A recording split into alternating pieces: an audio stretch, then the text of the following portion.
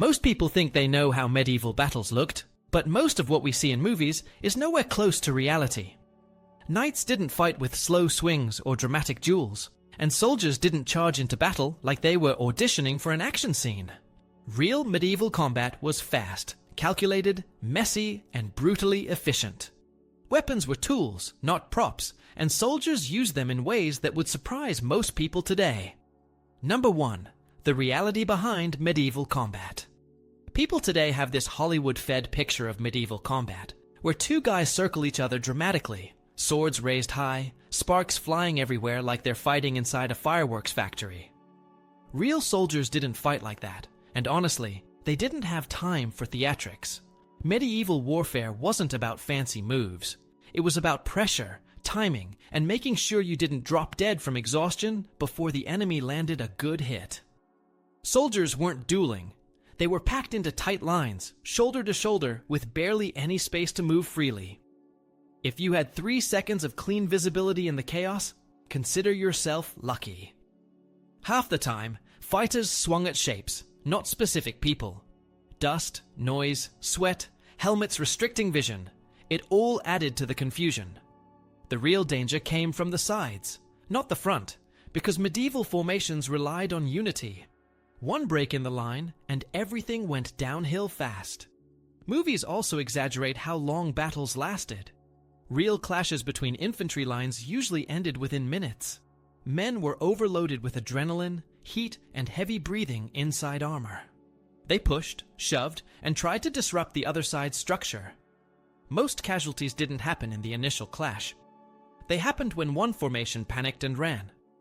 Once troops fled, cavalry swooped in, or infantry rushed forward, and that's where things got especially brutal.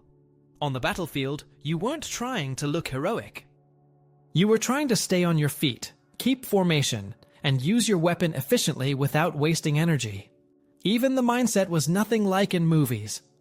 Medieval soldiers weren't dreaming about glory. They were thinking about not getting stabbed in the ribs by someone they didn't even see coming. Movies also paint medieval fights as clean and organized. Reality was messy. Mud, blood, broken weapons, people tripping over bodies. The ground itself became a hazard. And the noise. Forget dramatic orchestras. Soldiers screamed orders, metal clashed, horses panicked, and people yelled in pain. Even trained warriors sometimes froze because of the chaos. That's why discipline mattered. Successful armies drilled formation movements endlessly. It wasn't about showing off skill with a sword. It was about working as a unit, pushing as a single wall of bodies. Medieval combat was less epic duel and more controlled stampede. That's why the best strategies focused on pressure, keeping enemy lines compressed, exhausting them, making them lose rhythm. Once their structure cracked, they were done. That's the real medieval battlefield. A fast, chaotic, exhausting clash, where calmness and teamwork mattered more than flashy moves. Number 2. How knights actually used their swords. The sword has this legendary status today, like it was the ultimate medieval weapon. But knights didn't show up swinging swords over their heads, like they were trying to chop down a tree. Real swordsmanship was tight, efficient, and grounded in simple physics. A long overhead swing looks cool on camera, but in real combat, it leaves your body wide open and takes way too long to recover from. Medieval knights weren't fools. They used short, controlled motions. Quick thrusts, compact cuts, and constant adjustments of distance. The goal wasn't to make sparks. It was to land a clean hit that stopped the opponent immediately. Against unarmored opponents, the sword's edge worked well. Cuts were deadly. But against armor? That's where reality flips everything movies show. A sword cannot just slice through plate armor like butter. Steel doesn't lose a fight to steel. Instead, knights held their swords differently. There was a common technique called half-swording, where the knight grabbed the blade with one hand and used the weapon like a two-handed spike. Sounds weird until you understand that sword edges weren't razor-sharp like kitchen knives. You could grip them safely if you handled them correctly. That grip allowed the knight to aim the tip precisely into armor gaps, the armpit, visor slits, elbow joints, groin, or the back of the knee. That's where kills actually happened. And then there's the murder stroke, which movies never show because it doesn't look glamorous. A knight flipped the sword and swung with the iron pommel or crossguard like a hammer. Armor doesn't care about cuts, but it definitely cares when someone smashes you with a metal block using both hands. Concussions, broken ribs, and joint damage were common results. Knights weren't obsessed with elegance. They used whatever part of the sword worked. The sword was also a grappling tool. If the enemy got too close, knights locked limbs, hooked armor plates, or shoved the opponent off balance. Medieval swordsmanship was full body work. You didn't stand in one place trading hits. You stepped, pivoted, pressed forward, or retreated strategically. Stamina was everything. A knight moving efficiently survived longer than someone wasting strength with unnecessary moves. Another misconception is sword weight. People think knights lugged around heavy, unwieldy blades. In reality, most longswords weighed about 3 pounds. That's lighter than many modern tools. Knights trained constantly, and their fighting style was faster, more dynamic, and more tactical than movies suggest. They weren't slashing wildly. They were making smart decisions every second, switching grips, mixing strikes with grappling, and staying aware of allies and enemies around them. Real sword use was practical, not theatrical. A set of simple techniques applied with precision under extreme pressure. Number 3. Why spears and polearms ruled the medieval battlefield. If we're being honest, the sword was the cool weapon, but the spear was the real MVP. Spears dominated medieval warfare for a simple reason: reach. A soldier with a spear could stop someone long before they got close enough to swing a sword. And when you multiply that by an entire line of spearmen, you get a wall of sharpened points that absolutely no sane person charges headfirst into. In movies, one guy with a sword easily cuts through lines of soldiers with long weapons. In reality, that's impossible. Spears created distance, and distance meant survival. Medieval infantry relied heavily on spear formations. The idea wasn't to have every man fight individually. It was to turn dozens of soldiers into one moving, coordinated unit. When they advanced together. When they pushed together. The spear points stayed aligned, creating a barrier that forced the enemy to hesitate. Hesitation in battle was fatal. Spears also required less training compared to swords. You didn't need years of practice to hold a spear steady in formation. That made them perfect for large medieval armies, especially those built with levied peasants or town militias. Even basic training made them effective. Then come polearms, the upgrade versions of spears. Halberds, bills, glaives, and poleaxes were nothing like the movie props you see characters waving randomly. These weapons were designed for real problems: armored opponents, mounted knights, and shield formations. Halberds combined stabbing, chopping, and hooking. A halberdier could thrust at a distance, chop downwards to crush helmets, or hook the enemy's leg or shield to pull them off balance. The poleaxe, widely used by knights in foot combat, was devastating. It had a hammer face on one side, a sharp spike on the other, and an axe blade. You could crush, puncture, or slice depending on what the moment required. Movies rarely show the hooking techniques, but they were constant in real combat. Soldiers yanked opponents around to break formation or create openings. Spears also shaped cavalry tactics. Knights didn't ride into battle waving swords. They lowered lances, forming tight formations capable of breaking enemy lines with pure kinetic energy. After the first impact, they switched to secondary weapons. Cavalry charges were carefully timed, not chaotic. A wrong angle or bad terrain could ruin everything. Spears and polearms weren't support weapons. They were the backbone of medieval military strategy. The sword was a backup plan. The spear was the main plan. Number 4. The truth about medieval armor and how fighters actually moved. There's this modern stereotype that medieval armor turned knights into slow, clumsy metal statues who could barely move without wheezing, like they just ran a marathon. Movies show armored fighters stumbling around, struggling to lift their arms, and acting like they're carrying a full refrigerator on their shoulders. But real medieval armor wasn't a punishment device. It was an engineering masterpiece.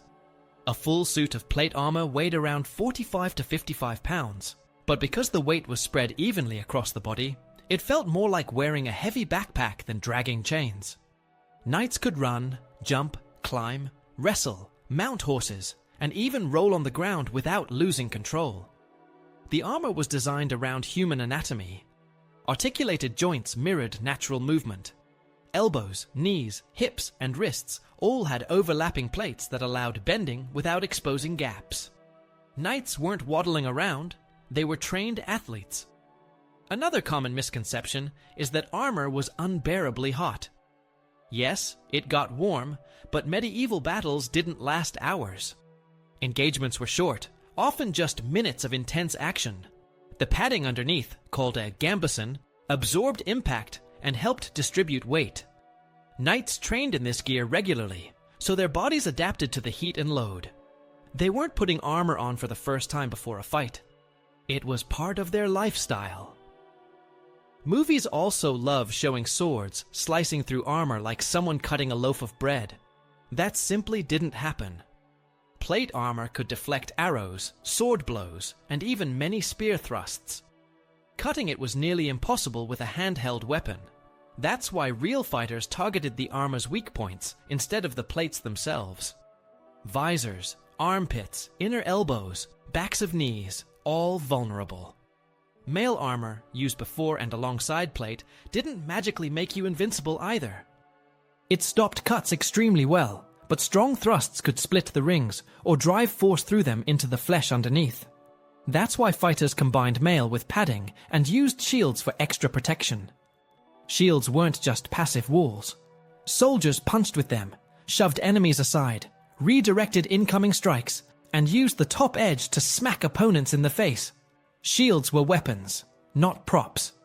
Another big myth. Knights always wore full armor. In reality, equipment changed based on the situation. For long marches, lighter protection made more sense. For sieges, different armor was used.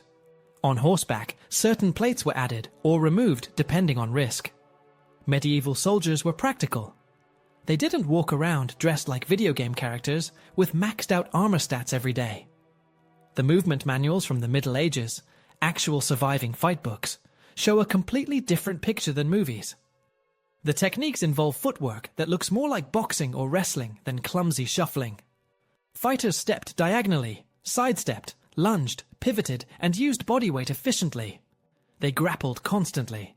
Medieval combat wasn't just trading blows. It was pushing, hooking, tripping, locking arms, and exploiting balance. Armor allowed this. It protected enough that fighters could take risks and get more physical without dying instantly. So the idea of knights as slow, stiff tanks is far from true. They were closer to modern athletes wearing protective gear, fast, tactical, coordinated. The armor helped them fight harder, not slower. And the better the armor fit, the more freely they moved. Wealthy knights had armor tailored like a suit. It wasn't one size fits all. You paid for precision. When armor fit right, you weren't fighting the armor. You were fighting the enemy. Number 5. The real tactics and behavior of soldiers in medieval battles. Movies love showing medieval battles as massive chaotic brawls, where everyone charges in screaming, swinging wildly, and hoping for the best. That might look dramatic, but real medieval tactics would make most Hollywood directors bored because real combat was structured and controlled. Armies didn't begin battles with a full-speed sprint. They advanced slowly, keeping formation, shields overlapping, spears angled outward, moving like a single body. If your line broke, you were finished. Discipline meant survival. Commanders studied terrain before anything else. High ground, narrow passes, muddy ground, rivers, all these shaped decisions. Medieval generals weren't clueless brutes. They analyzed risk constantly. Good terrain could neutralize cavalry or funnel archers into better positions. The smartest leaders forced the enemy into bad ground and used it to break their formation. Infantry fought in dense blocks, not as scattered individuals. Soldiers relied heavily on the man next to them. If he fell or panicked, a gap formed and the entire unit became vulnerable. Coordination was drilled into them. Training involved moving in step, bracing shields together, thrusting spears in waves, and shifting ranks as people tired. That rhythm is something movies never show. Real battle lines pulsed. Soldiers rotated forward and back so fresh fighters stayed on the front. A tired soldier is basically an easy kill. Archers played a far bigger role than Hollywood suggests. They didn't fire randomly. They aimed at formations, not individuals, focusing on breaking morale. Arrows also caused chaos even if they didn't kill. A hit to a horse's flank or a shield's edge could disrupt the line.